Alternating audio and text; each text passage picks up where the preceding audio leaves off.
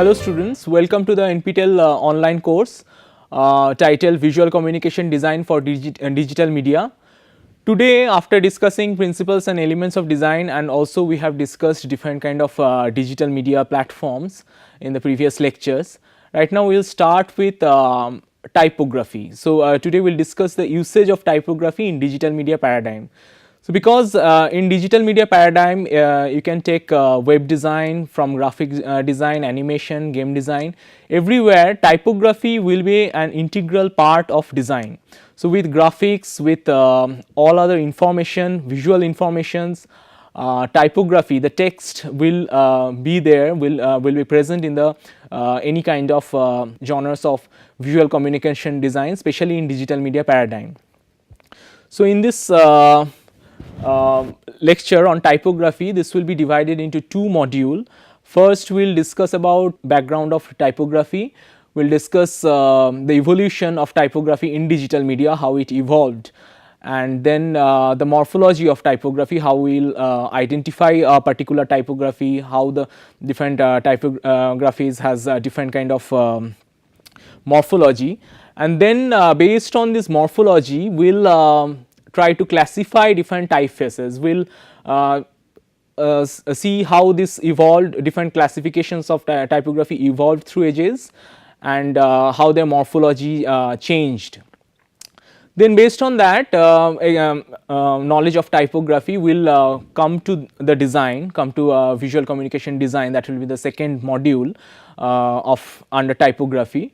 There we will understand the quality of typography, the legibility and the pictorial quality, how much legible the typography is, how much ornate or aesthetics it has. So there is a function and form, both aspects of typography we will discuss. Based on that, next will be selecting a typography for a particular design, that we will discuss, and then we will discuss if we are designing a new typefaces from some inspiration board or some mood board, how we can design a typeface which will have some visual identity and a visual clue of a particular style. So that we will discuss, and then we will discuss the functional aspects of typography, that is the how we achieve hierarchy in design. So as we discussed in the principle of design, there is a hierarchy or emphasis, or there will be a visual line when the user is looking at a visual, be it a web design or be it a graphic design, there will be a their eye will follow a particular guideline, and there will be an emphasis or focal point into that. So how typography can create that? So we discuss this with shapes, colors and other things, but with the different morphology of typography, with the variance in the typefaces, we can also create that. So that will be the discussion. And then impact of color, because color is a very contrasting, color creates a very contrasting and drastic impact on typefaces. We will also discuss that in the second module. So coming to the first module, so we will discuss the evolution of typography. So initially the typography, if we go back in history, it was we started with stone carving. So the first in ancient Rome and Greek, we started the Latin fonts, and even in Egypt and other areas, Mesopotamia, there were clay tiles, and on the clay tiles they used to engrave the clay tiles and then sun dried. So that was the initial phases of typography. So it came from that paradigm. And on the, if we come back to the Far Eastern side, then the Chinese, we know they used paper. They invented paper from bamboo and other things, and then they used to use ink on paper as a calligraphy ink. So that was their mode of first typography. And then after that there was metal casting, copper letters engraved on that, and then cut using stylus on something like wood, on wood or on stone, cut with chisel. That was the initial paradigm of writing, paradigm of communication. So here also we have Devanagari script and the here in this photograph you can see. So it's engraved on stone, that is that this was found in India, this was there in ancient India as well. So these photographs are taken from Emil Ruder's Typography. So this is a very good book on typography, you can refer to that. Then we all know during Renaissance in Europe, Gutenberg made a press. So that was when there was a transition from handwritten typography to printed media. So there was a this press gave us a opportunity to print the same book in a multiple get a multiple copy of the same book, or it's the mass production started. So for that it was not it was very difficult to write a same book again and again. So the using the Gutenberg's press, it was much more easy. So the first thing, as we all know, it was the Bible which was printed in Gutenberg's press. So there was a paradigm shift from handwritten or engraved communication process to printed communication process. So here we can see some examples of handwritten typefaces, where we can see the first three rows were handwritten typefaces, and the next was printed typefaces, which was created created in the in that era. And when we look at the first typefaces, it was evolved from the calligraphic handwritten typefaces. So here in this picture, which is placed in the middle, it is actually a handwritten Gothic style of typefaces. That time the good calligrapher used to write something, write the book, they used to copy the book by their calligraphic usage of calligraphy. So this was the style of Gothic calligraphy, and this is the Gutenberg's Bible's first printed Gutenberg's Bible's one page I have shown you. So this resembles the typefaces which was printed, resembles the handwritten calligraphy or calligraphic style of that era. So in this scenario also we can discuss what was the process of the printing. The designers of the typefaces used to design the typefaces, they used to draw the typefaces. Then artisans used to carve the typefaces out of wooden blocks. Then there will be small letters, and then there will be capital letters. There were two drawers on the press. So one drawer was used for the small letters, and the other drawers were used for the capital letters. Eventually the small letters were kept in a lower drawer, and the capital letters were kept in a high the upper drawer. That's why uppercase, the name uppercase evolved from that thing, because it was placed in the upper drawer, and the lowercase was placed in the lower drawer for ease of use. That is how the name uppercase and lowercase evolved. And after that these all these typefaces will be placed on a wax block, and the first print will be done, that and after that there will be a proofreading. So if the print is proper, then they will go with the proof, go with the setup, or if there is some error, so they will pick up the blocks, wooden blocks, and place it again on the wax mold. And after it is final, they will put lead on that. So lead will be casted, and that will be the mold of one page. That was the process. So yeah, that was the process. So then we come back to the evolution. So in 15th century Italy, it was initially it was a Gothic influence. So the lettera antica was the first style which was evolved from a classical handwritten style. Then Nicolas Jenson, a French person, he made another print.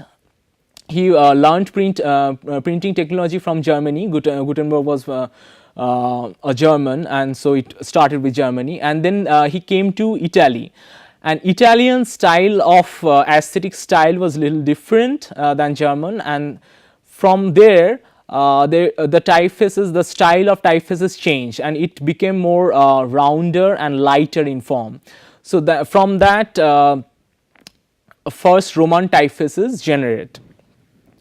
Then there was many other different fonts including Garamond, Bembo, Palatino, Jensen, which was named after the printer who generated this kind of forms, this kind of typefaces. And each and every printers has their own typefaces, and people used to recognize the book by looking at the typefaces. So each and every printer has their own different kind of typefaces, and they used to design their own typefaces. So these typefaces were generally called humanist. Why this the term humanist that we'll discuss under the classification, when we'll discuss the classification, because it has some easier legibility and more abstract in nature.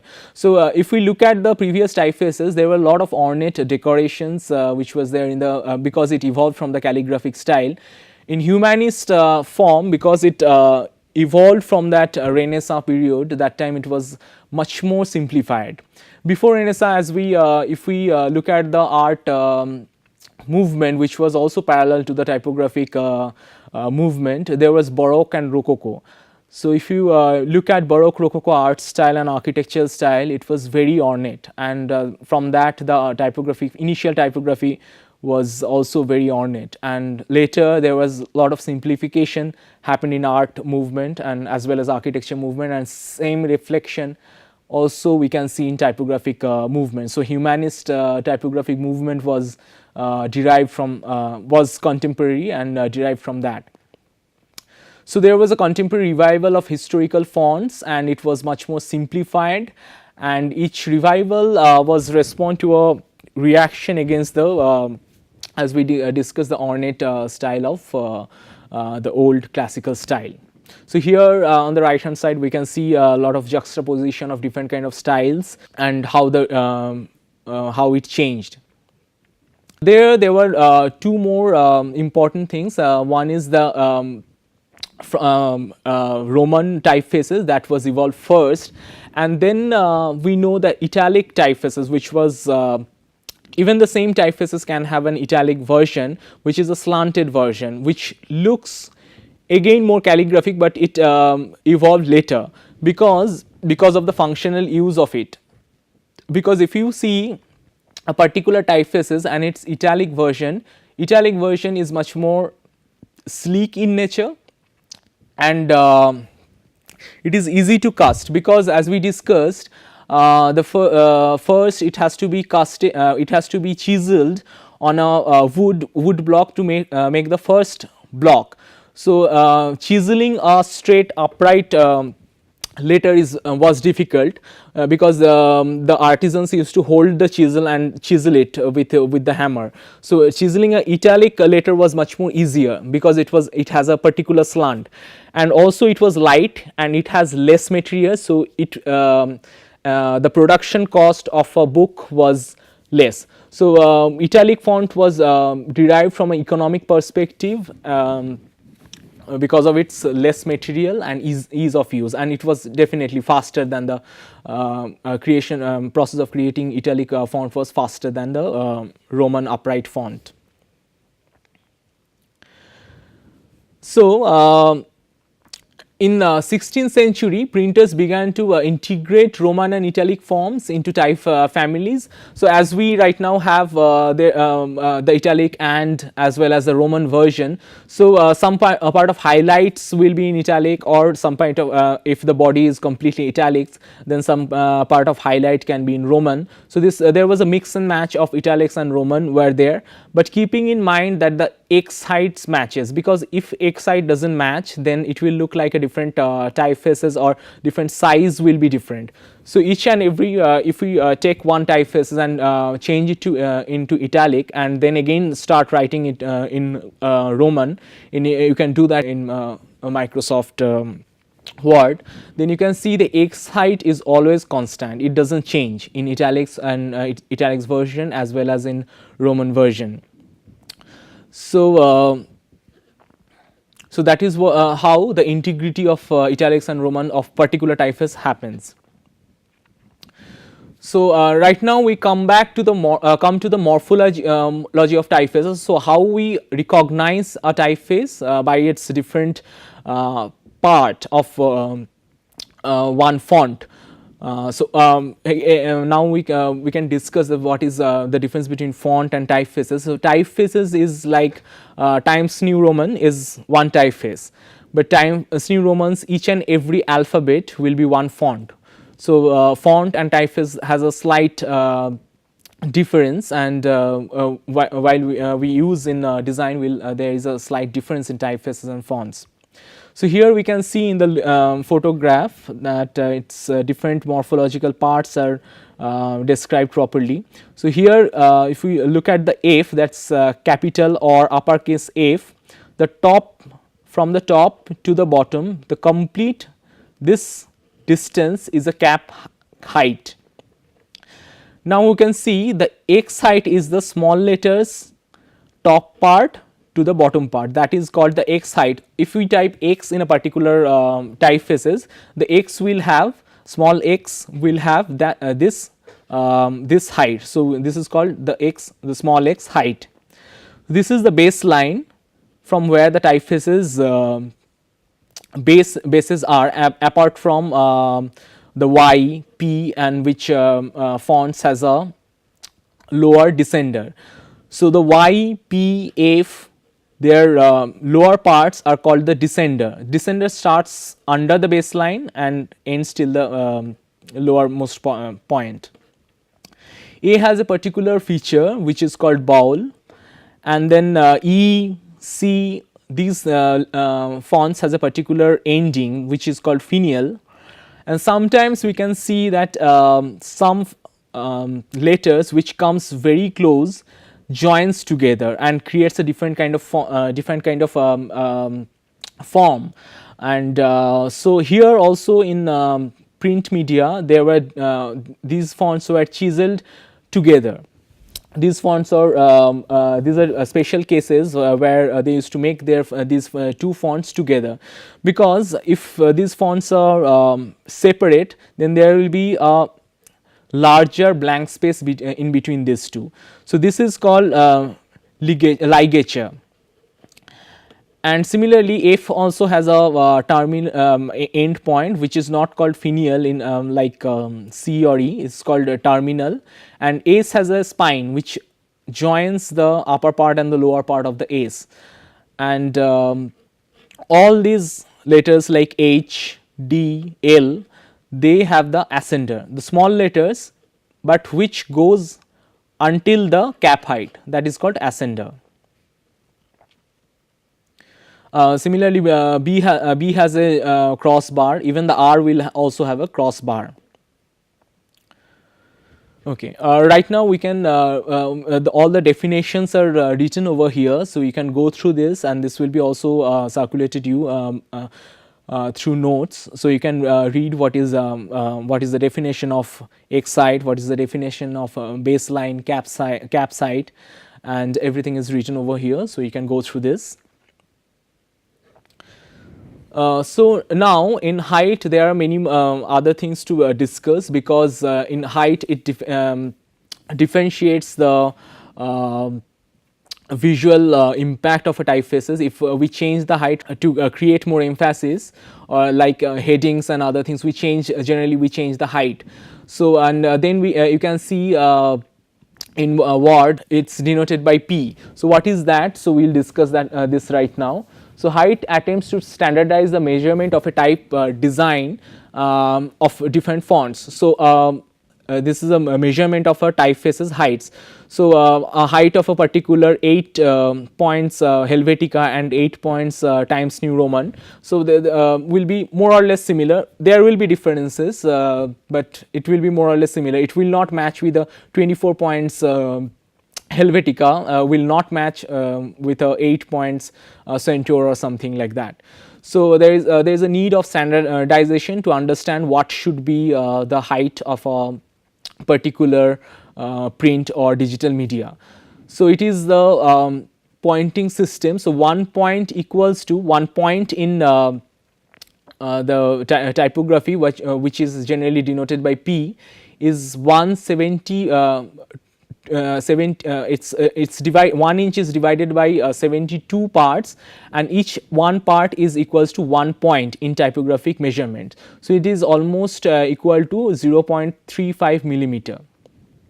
So, 12 point equals to 1 pica, and then this is another unit of typefaces. But typefaces can also be measured in inch, millimeter or pixels, but generally the measurement used for typefaces is pica and points.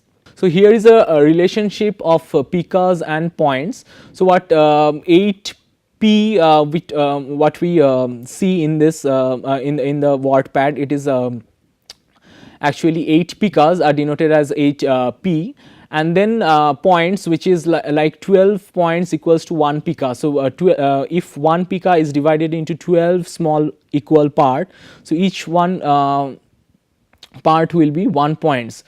So, it is denoted by P8, P will come first and then 8. So, in case of pica, the pica is denoted after the digit, how much is it. So, if it is 8 pica plus 4 point, it will be denoted as 8p4, because p again stands for p is after 8, so it is pica, and p is before 4, so it is 4. So, 4 point. So, 8 points Helvetica with 8 pica Helvetica with 9 point of line spacing will be 8 by 9 Helvetica. Now, we come also discuss the width of our typefaces. Even in some cases, the typefaces without changing its own visual style, it might change its width. So, in some typefaces, we can see a single typeface has a wider variation, and a single typeface can also have a narrower or condensed variation. Right. So, these wide, narrow, condensed, extra black, these variations can differentiate the typefaces visual dominance. So, more the wider the typefaces are, it will attract users eye more, and if it is condensed and narrow, it will blend with the background, and it will not have a visual emphasis. And then we come back to the next stages is kerning. So, right now we were discussing about morphology of a single font. So, how these fonts, different parts of the fonts are, and how to change these different fonts. Now, we discuss the spacing of two different fonts, how we juxtapose two different fonts in a word, that is very important. Otherwise, if the spacing is more, then it will not be proper, it will be loosely connected, and if the spacing is very tight, then it will seem like it will overlap. So, the term kerning depicts what is the horizontal spacing between two pairs of letter in a particular word. So, the main motto of kerning is the text should look homogeneous, and it will eventually create increased readability of the text. If we look at the figure, the first top figure, there are equal spacing between different shapes. So, first let me tell you, if we look at the English typefaces, each and every typefaces can be depicted in a abstract geometric form, like first A, V, these are triangles. A is an upright triangle, V is a reverse triangle, O is a circle, C and D they are half circles, H, T, these things are like squares. So, we can understand a figure ground relationship with the typefaces and their background with black and white combination of abstract geometric patterns. So, if we look at the first series where these different shapes were juxtaposed with equal spacing in between. So, the end point and of the first form and the starting point of the next form has a equal spacing in all these cases, in cases of triangle to square, square to circle, and so on so forth. But in these cases, if you look at the first series, it does not look equal. If we look visually, that each and every shapes juxtaposition does not look equally spaced.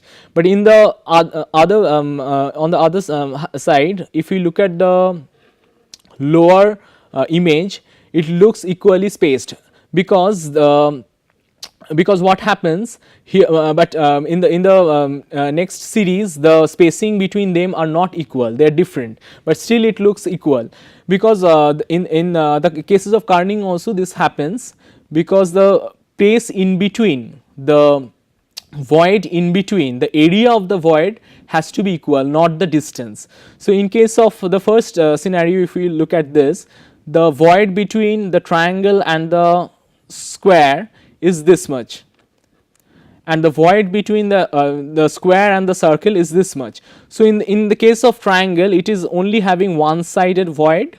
In case of circle, it has a two sided void. So, in case of in case of circle, the area, the void area is more. If we have a equal distance, the void area is becoming more, because there is the void area is distributed, equally distributed in both the sides. So, that is why we need to reduce the area in between them, and this space it can be more clear. So, the void area increases, because there is a triangle, triangle is also shrinked on the top, and circle is also shrink on the both the sides. So, the shrink if because of the shrinkage is more, so the void area is becoming more over here, and because of the shrinkage is less, the void area here and here are less. That is why we need to decrease the spacing over here. Similarly, it is happening over here, and again the similar cases are we can see over here. So, that is how the kerning has to happen. So, first it has there was an experiment by David Kindersley. So, he experimented with the abstract geometric forms and idealized what should be the spaces between different fonts. So, for kerning also we need to look at the spaces in between the particular fonts, because some fonts has a totally enclosed white spaces, like for example O.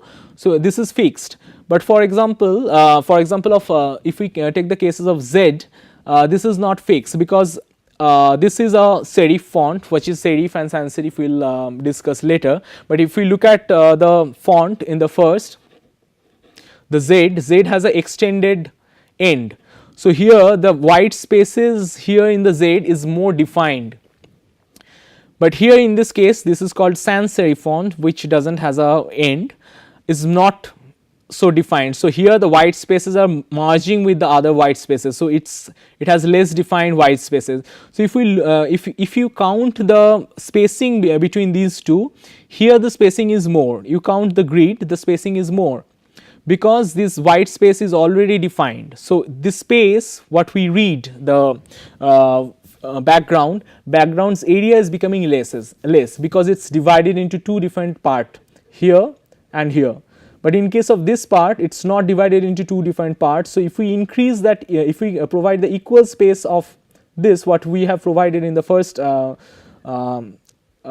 cases, so the area will look more, because this is a one unified whole white space. So, we have to position O and Z closer in this second cases. So, there are different methods of different designers have experimented with kerning. So, three of the examples will be Robert Simbach and Walter Tracy method and Manuel Souza's method. You can go through their works, and these are available. These will be available online, and look at their kerning process and their experiments. So, now we we come to the classification of typefaces. So the broader classifications of typefaces were serifs and sans serifs, as I was just discussing. The serif is a small decorative extension at the end of each font of typefaces of serif style. So that was the example of serif.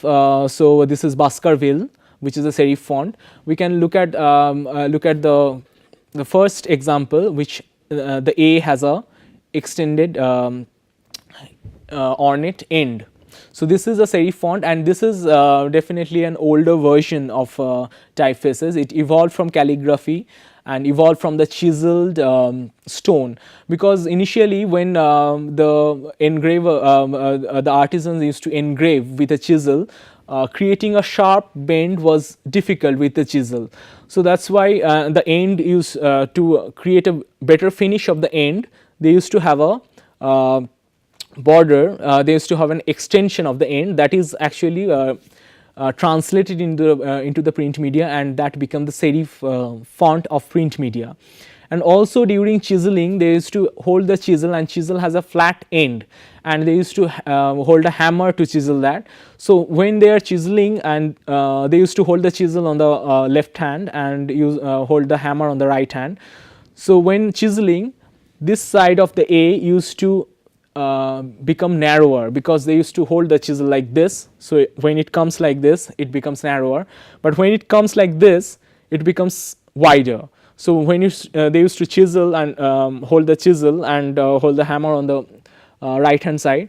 So eventually this side of all the fonts will give a thicker stroke. So this is a transition from stone engraving and handwritten calligraphic thing to print media. So later there was a sans serif font which developed later on the more usage of digital media and print media. So sans serif font does not have a ornate end, so it looks more modern and looks more minimal in style. So sans serif, etymologically sans means without, so without the serif is a sans serif. So this is an example of Futura font, which is a sans serif font. So now if we go deeper into the broader classification, so there is a basic system of classification of typefaces which evolved in 19th century, because there was a lot of different typefaces available by the printers.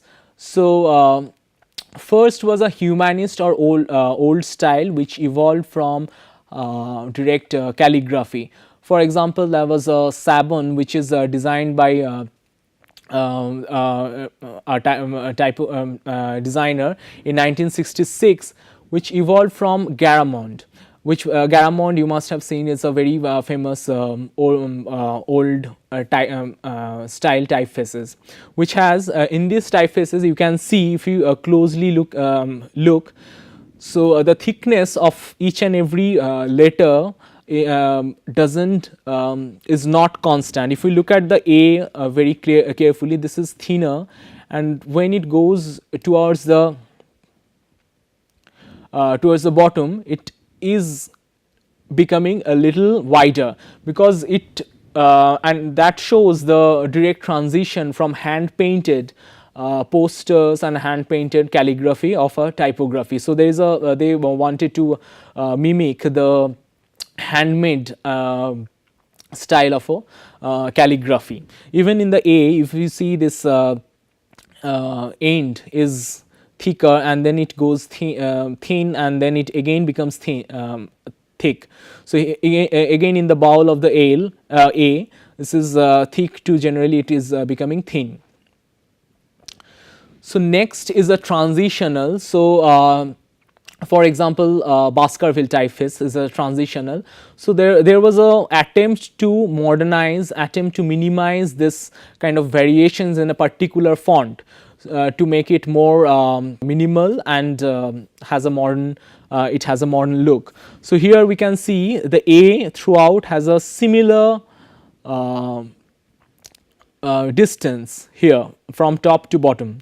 Here also which has a similar distance, and even the serif edges also is not so drastically different. If we come back here, the serif edge is also not equal to this main stem. So even in the serif age, the bottom part is not flat, it's curved. Here we can see it's absolutely flat.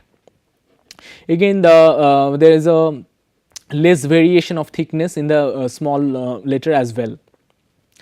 So the next one is absolutely modern, and this was this is an example of Bodini typefaces. This was more modern than the previous one. Here we can see it's absolute straight line. So in the previous one there was a gradual transition from the top to the side, but here there is a drastic difference, and this is absolutely modern. And here also, if we see, look at the top part of the A, it's chiseled, and here none of the transitions are gradual, so it's just some straight line.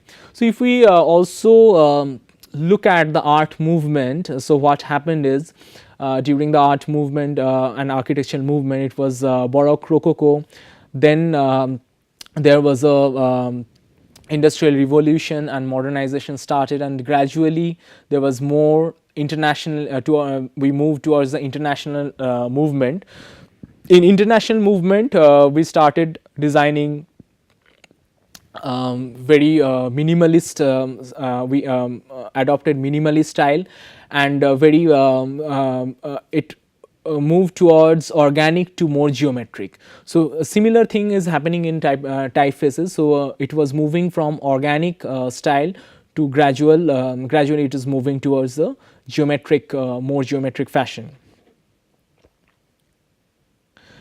So the next was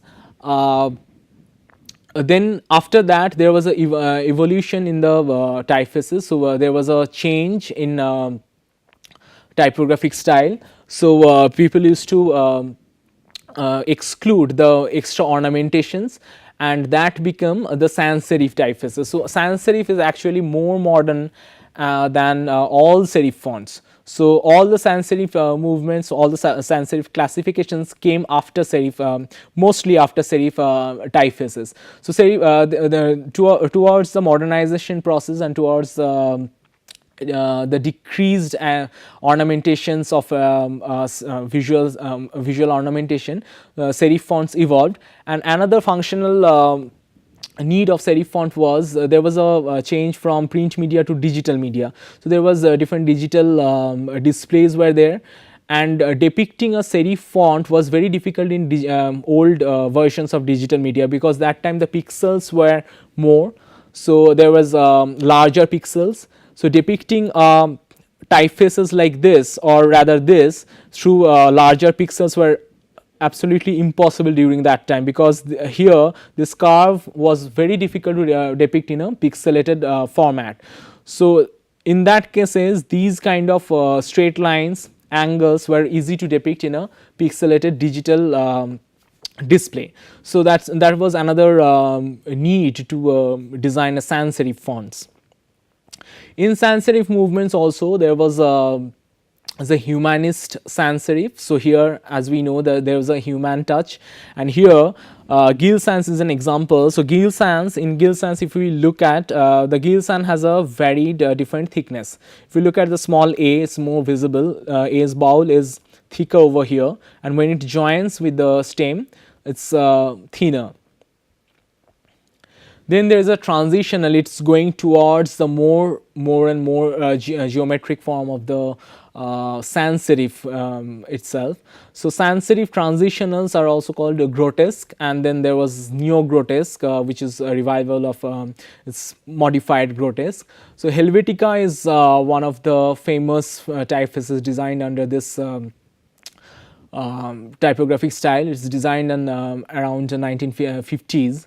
So if we look at Helvetica, and if we compare it with the Gill sans, the differences in the smaller cases is more visible. The difference of thickness is minimized.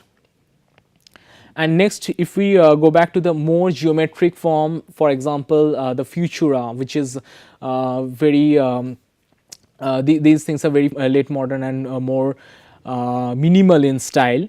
And here the Paul Runner's Futura font is if we look at, it's absolutely geometric. If we look at the A, it resembles a triangle, and even the top edge of A is a pointed peak.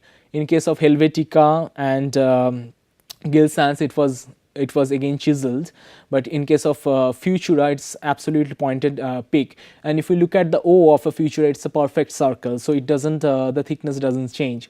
But if we look at A, it's also similar to a circle, which doesn't have any slant. In other fonts, you can see some of the O's has a particular slant. It doesn't have. Here, there is a little change in the thickness, because if the thickness is same over here on the right hand side and in the joining point, then this part will look black. So this part will have a when this is printed in a small paper, so it will be with a small type height. So this part will appear as a black spot. So to avoid that, this part is only decreased as less as possible. So there is another classification which is Egyptian, or we call it a slab serif. This was derived more on a postmodern style. This is after modern, but if we look at the postmodern movements and postmodern art and architecture movement, postmodern historicism also went back to history. So there was a repetition of history, and there was a trend in the postmodern to use more ornamentation and more adding more aesthetic value, more aesthetics elements into a typefaces. So this came after modern, after this sleek design of typefaces, and then we again went back to serif style, but serif style here are not the same as the previous one. So here we can see the equal emphasis of the serif ends. The ornamentation had an equal emphasis on the body of the font. So these are very thick and almost as equal to the main elements of the font. So this crossbar of the A is a main element of a distinguishable feature of the font A. So here we can, if we see the ornate serif end, which is also equal to the almost equal to the thickness of this crossbar. So we can see the importance of ornamentation again in postmodern era was growing after modern minimalist style. So for example, Claridon was one example of a Egyptian slab serif font. So here we have all these fonts, different fonts together, so that you can have a better look at each and every fonts and how they are different, and they have a similar height. So here the Roman typefaces are basic fonts, and we'll discuss about the type families. You must have heard about the type families in a particular font. For example, Helvetica, Universe, and most of the famous fonts has a type families. So they are the same fonts, but they look different. As we were discussing the width of a font, and we also discussed the italics version and the Roman version of the font. So Roman typefaces were the designed first basic type fonts. When it was slanted and translated into italic fonts, that the font doesn't change because the visual identity of the font was similar, but it's slanted or italics. And then again, you can make it bold, you can make it condensed, you can make it extended. So all these things without disrupting the visual identity of a particular typeface creates a type family. For example, Universe, which is designed by the famous typeface designer Adrien Frutiger, who also designed the typeface Frutiger. That's also a very famous typeface. So here we have all the typeface family of a Universe. So Universe family has a normal Roman type. This is it, and the second one is the italic version. Then we have this bold, wide versions, bold and italic, and then we have condensed over here, very condensed, and then the condensation dilutes, and then we have very thick or black versions of a particular typeface. So they all together create a type family. So here we have discussed the basics of typography, we discussed the evolution, we discussed the classification and how to distinguish a typeface from other typeface using the morphology. In the next part we will try to implement that into your design through various examples in the next module. Thank you.